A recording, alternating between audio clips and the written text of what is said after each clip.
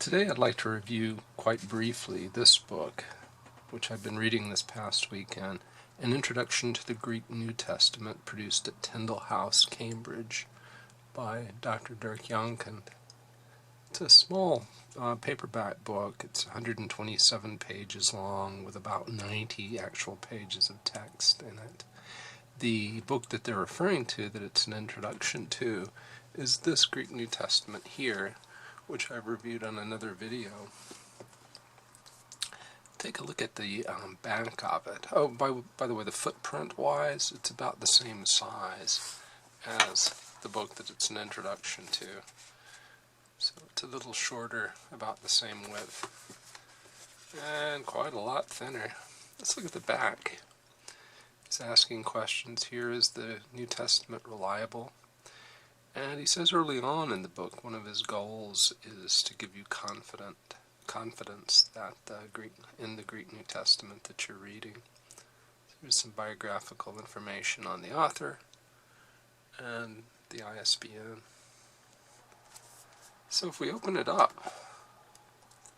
you can see some blurbs of support from various authors, a copyright page.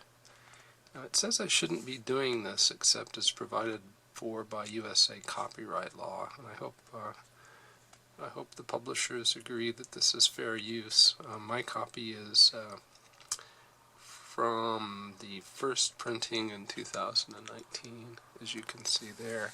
I'm not going to show you much of the contents, but I do want to open it up to this analytical outline here to give you a sense for what's in the book, what it actually covers.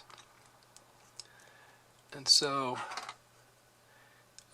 we go from Part 1, Your Greek New Testament and the manuscripts.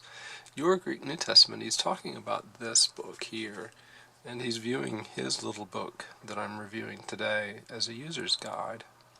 So how to use it, and he's talking about the apparatus. That's this stuff at the bottom of the page, where he makes references to the various manuscripts that support or oppose the editions that he uses, and unusual features of this edition, like the paragraphing, like the ekthesis, which you see here, the way they paragraph by drawing out the first line.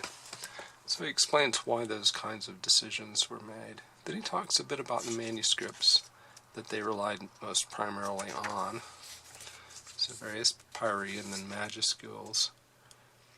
He says some things that I don't know how he knows them to be true. He describes these codices, the two largest old ones here, Sinaiticus and Vaticanus.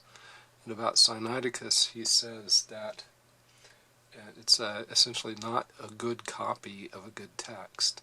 So he doesn't like the copyist's work, but he thinks the underlying text is good.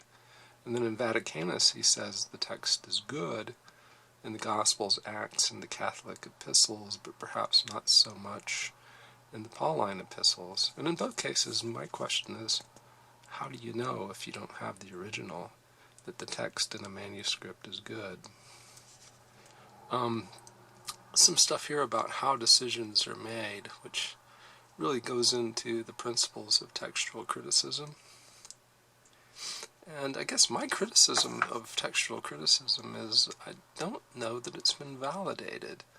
If there have been studies that show that these approaches are actually reliable, I'd like to know about them. But my own background is in physics, and when we come up with a tool that we expect people to use, it's incumbent upon us to validate the tool before we actually pass it out into the community.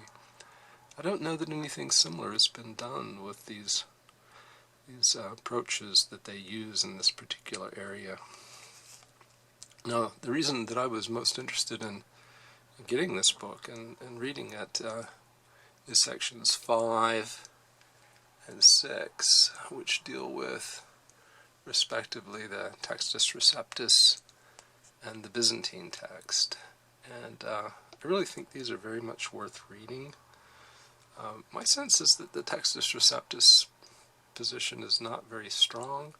I'm waiting for Robert Truelove's book to come out. I hope he does that within a year or so and makes a coherent argument in favor of it. I doubt he'll convince me because I don't subscribe to the Westminster Confession or the London Baptist Confession, so maybe a bit of a stretch to persuade me, but I really would like to read the book. On the Byzantine priority position, he talks about the argument for it being based on normal transmission and the artificiality of the other editions, like his own edition here, this Tyndale House Greek New Testament, and the UBS 5 and the A28. But then he opposes it because of the lack of early evidence and the nature of the Byzantine text. But it disappointed me when I read this section of the book that he didn't give me his explanation for how the Byzantine text arose. The assumption behind editions like the Tyndale House Greek New Testament is that in the 2nd through the 3rd centuries, the text was very much of a mixed nature. There was not a lot of uniformity. And then this uniform text, which is fairly coherent, somehow arose out of that.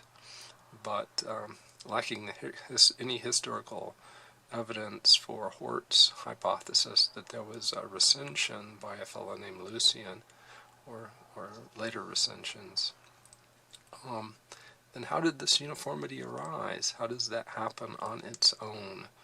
Does the government come down, the Eastern Roman Empire, and Constantinople make a decree?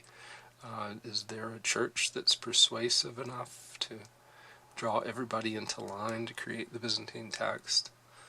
He does not offer a solution, although he does at one point here talk about the influence of the church in increasing uniformity. It's just a passing statement, I think, on page 73. And then finally, a very interesting section about biblical theology and the transmission of the text. That's about it. Like I said, a very brief book. At the end, you will find a glossary of the terms that he uses in this book, not in the Greek New Testament, and a brief general index, a scripture index, and then essentially you're at the end of the book where we started. So I hope you have found this interesting, and I do recommend the book. It's an easy read, it's a short read, and it would be particularly useful to you if you don't have any background with New Testament textual criticism. Thank you for your time.